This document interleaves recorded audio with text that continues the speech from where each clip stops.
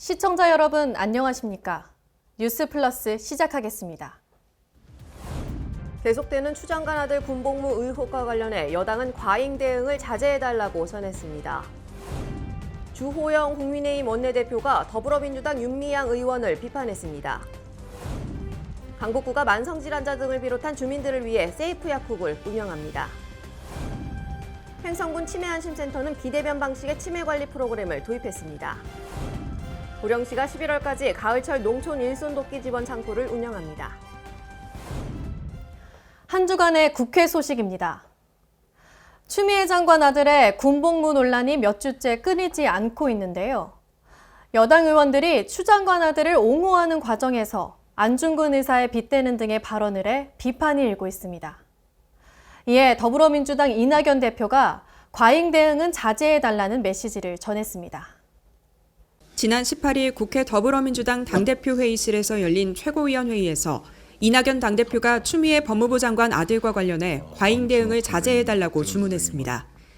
야당의 근거 없는 의혹 제기나 부풀리기 같은 정치 공세는 더 이상 국민의 동의를 얻기 어렵다는 점이 이번에 분명해졌습니다. 자제해 주시기를 거듭 당부드립니다.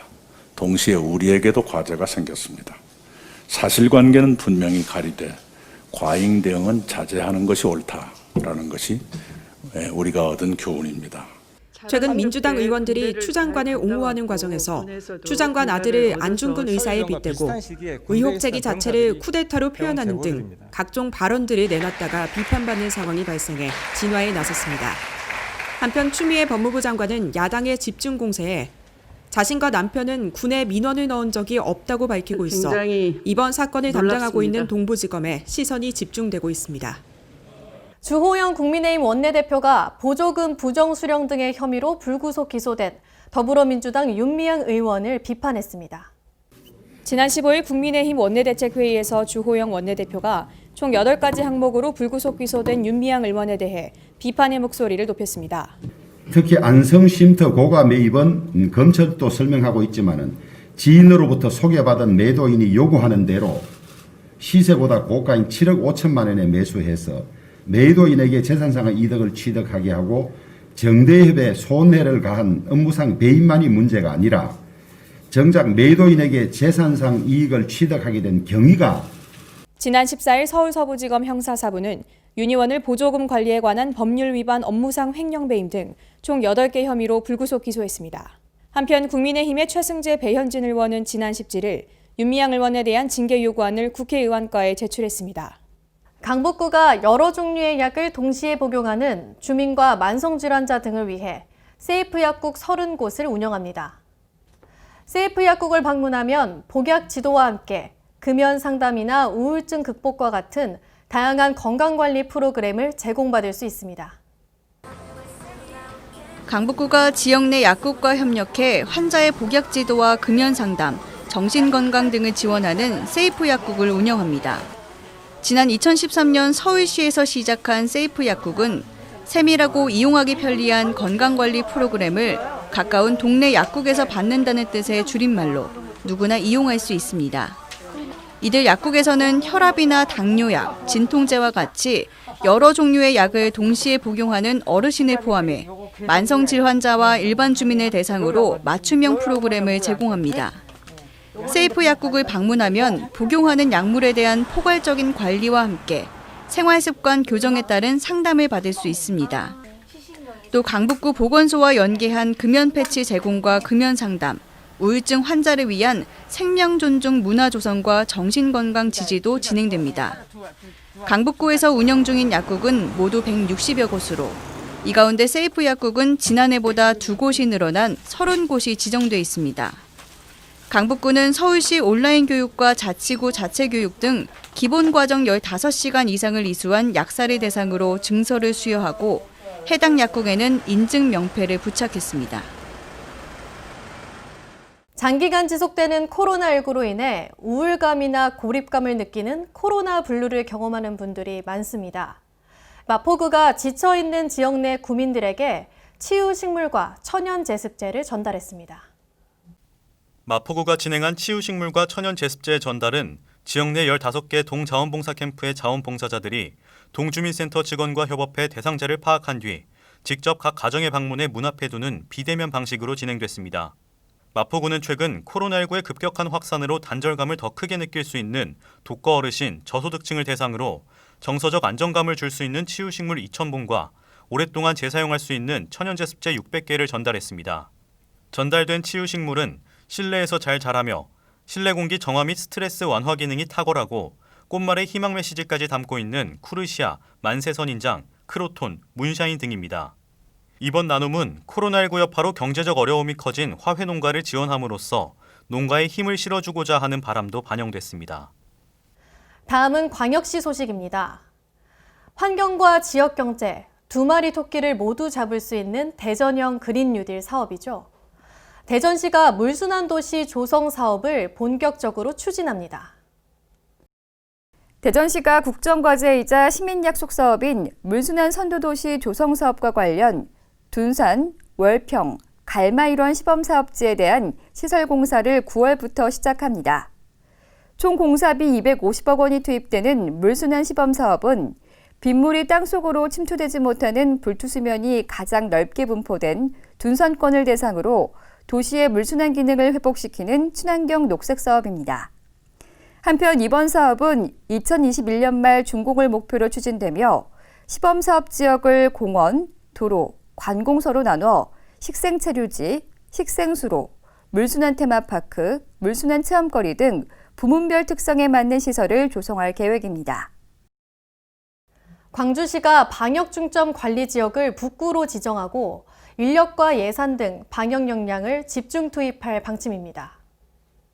지난 8월 27일부터 광주시는 3단계에 준하는 행정명령을 확대 시행하고 있습니다. 하지만 광주시 누적 확진자는 9월 8일 오후 2시 기준 452명으로 지역 감염자가 크게 줄지 않고 있습니다. 또한 전체 지역 감염자 중 북구 주민은 220명으로 집단 감염이 발생한 다수의 시설이 모두 북구에 소재 있는 것으로 나타났습니다. 최근에는 북구 말바우 시장 일대에서 지역 감염이 계속 확산되고 있는 상황입니다. 이에 따라 우리는 선택과 집중을 통해 방역의 실효성을 높여 지역 감염 확산을 차단하기 위해 우리가 갖고 있는 인력과 예산 등 방역 역량을 북구에 집중 지원하겠습니다. 이에 따라 광주시는 최근 말바우 시장을 방문한 광주 시민과 증상이 있는 북구 주민들에 대해 무료 진단 검사를 실시합니다. 강원도 소식입니다. 추석을 앞둔 상황에서 코로나19 확산에 대한 철저한 대비가 필요한데요. 강릉시가 추석 명절 성묘객들의 안전을 지키기 위해 온라인 성묘 시스템을 도입합니다. 9월 30일부터 10월 4일까지 닷새간 추석 연휴가 이어져 강릉 청솔공원의 방문객이 많아질 것으로 예상되고 있는데요. 청솔공원 실내 공간인 봉안당의 경우 명절 전후로 일정 기간을 정해 사전 예약을 받아 성묘객을 분산시키고 재래실과 휴게실은 폐쇄하며 음식물 섭취는 금지합니다. 또 코로나19 확산 방지를 위해 온라인 성묘 시스템이 운영되는데요. 온라인 성묘 시스템 이용을 원하는 유가족은 이 하늘 장사 정보 시스템에 접속해 신청하면 되고 고인의 사진을 등록하고 차례상과 헌화, 추모의 글 작성 등의 기능을 이용할 수 있습니다. 평창군이 가을철 산란기를 맞아 수산자원 보호를 위해 불법 어업 집중 단속을 시행한다고 밝혔습니다. 평창군은 9월 말까지 생태계 보전과 건전한 유어 질서 확립을 위해 하천 전 지역을 대상으로 불법 어로 행위를 단속하고 계도 활동을 실시할 예정입니다. 평창군은 단속 기간 중 불법 어로 행위 적발 시 수산관계 법령 관련 규정에 따라 엄중하게 처벌할 방침입니다. 관계자는 이번 집중 단속 기간 중에 불법 행위 적발 시 엄중한 조치를 통해 내수면 수산자원 보호와 어업 질서 확립에 최선을 다할 것이라고 전했습니다. 코로나19가 장기화되면서 원격 근무나 온라인 교육 등 언택트 문화가 확산되고 있는데요. 횡성군 치매안심센터에서도 치매 관리에 비대면 방식을 도입해 운영에 나섰습니다. 코로나19로 사회적 거리두기가 점차 강화되면서 치매 고위험군과 인지 저하자, 경도 치매 어르신들의 외부 활동이 어려운 상황인데요. 이에 횡성군 치매안심센터가 치매관리 공백이 생기지 않도록 지난 7일부터 비대면 프로그램 운영에 나섰습니다. 약 730명의 대상자에게 4주간 진행되는 비대면 프로그램은 컬러링북과 퍼즐 활동, 구슬 꿰기 등 일상생활에서 쉽게 활용할 수 있는 도구로 마련돼 치매 어르신들이 가정에서도 인지훈련이 가능하도록 구성했으며 물품을 배부한 이후 주기적으로 유선 모니터링을 실시하고 개인별 학습 진행 상황을 파악하고 독려하는 비대면 서비스도 지속적으로 제공해 나간다는 계획입니다. 한편 횡성군 보건소에서는 원거리 병의원을 방문하지 않고 보건소에서 원격 치매 거점 병원 의사와 진료하는 시스템인 치매 원격 화상 진료도 운영하고 있는데요. 원격 화상 진료를 통해 원거리까지 이동해야 하는 치매 환자나 가족의 불편을 덜어주고 있습니다. 충청도 소식입니다. 청주 오송 제3생명과학 국가산업단지와 충주 바이오헬스 국가산업단지 조성 사업이 기획재정부 예비타당성 조사를 통과했습니다. 전국 대비 충북의 산단 면적 비중이 7.1%로 늘어날 전망입니다. 오송 제3생명과학 국가산업단지와 충주 바이오헬스 국가산업단지 예비타당성 조사가 동시에 통과했습니다. 두 사업의 비용 대비 편익은 각각 2.34와 1.68을 기록해 경제성이 있는 것으로 나타났습니다. 이번에 예비타당성 조사를 통과한 오송 충주 국가산업단지는 총 면적 272만 평에 총사비 4조 원 규모로 1997년 오송생명 국가과학산업단지 지정 이후 23년 만에 국가산업단지가 대규모로 지정되는 쾌거를 거뒀습니다. 우선 전체 6.75제곱킬로미터 규모의 오송 제3생명과학 국가산단은 총 사업비 3조 3,910억 원이 투입됩니다.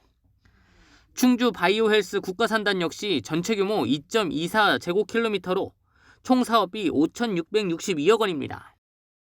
1997년 오송생명과학 국가산단 지정 이후 23년 만에 최대 규모 예타 통과입니다. 이로써 전국 대비 충북의 산단 면적 비중도 6.5%에서 7.1%로 늘어날 전망입니다. 특히 기존 오송 1, 2산단, 제천 바이오밸리, 옥천 의료기기 산단과 더불어 총 33만 제곱킬로미터 규모의 대단위 바이오 산단이 탄생할 예정입니다. 새롭게 조성될 두 국가산단의 경제 파급 효과는 건설 단계에서만 생산 유발 1조 4천억 원, 부가가치 유발 6천억 원입니다. 또한 취업 유발 14,000여 명에 이르를 것으로 분석됐습니다. 충청북도는 사업 시행자인 한국토지주택공사와 협약을 체결하고 산단 절차 간소화법에 따라 단지 조성 계획을 조속히 수립할 계획입니다. 준공 목표 시기는 2030년입니다. 농촌의 일손 부족은 해마다 반복되는 현상인데요. 올해는 코로나19 여파로 인력 수급이 제때 이뤄지지 않아 어려움을 겪고 있습니다. 보령시는 이러한 문제를 해결하기 위해 11월까지 가을철 농촌 일손 돕기 지원 창구를 운영한다고 밝혔습니다. 보령시가 11월까지 코로나19 장기화로 인한 농촌 인력난을 해소하기 위해 가을철 농촌 일손 돕기 창구를 운영합니다. 시 공무원과 유관기관 및 단체 임직원, 청소년 등이 참여한 이번 일손 돕기는 기계화율이 낮고 노동 집약도가 높은 곳에 우선적으로 실시됩니다. 현재 태풍 등 기상재해와 돌발 병해충 발생으로 인해 어느 때보다 각별한 주의가 요구되고 있는 가운데 공무원들은 공휴일에도 농촌 일손 돕기에 적극 참여했습니다. 한편 지난해에는 48개 기관 및 단체에서 1,538명이 일손 돕기에 참여해 농가 일손에 큰 도움이 됐습니다. 이어서 경상도 소식입니다. 양산시는 코로나19로 어려워진 시민과 위축된 지역경제 활성화를 위해 23일부터 양산시 긴급재난지원금을 지급합니다.